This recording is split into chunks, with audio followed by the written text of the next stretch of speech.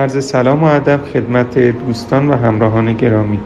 قصد دارم امروز راجع به ویتامین دی به صورت خیلی خلاصه صحبت بکنم. ویتامین دی جزء ویتامین‌های محلول در چربی و ضروری برای بدن هست و در بعضی از خوراکی‌ها نظیر خوراکی‌های دریایی، ماهی و میگو و همچنین در زرده تخم مرغ و قارچ وجود دارد.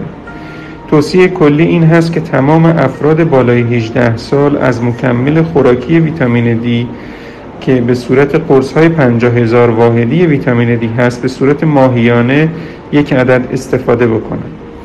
بهتر این هست که مکمل‌های ویتامین دی همراه با وعده‌های غذایی نهار و یا شام مصرف بشه. شاد و سلامت باشید.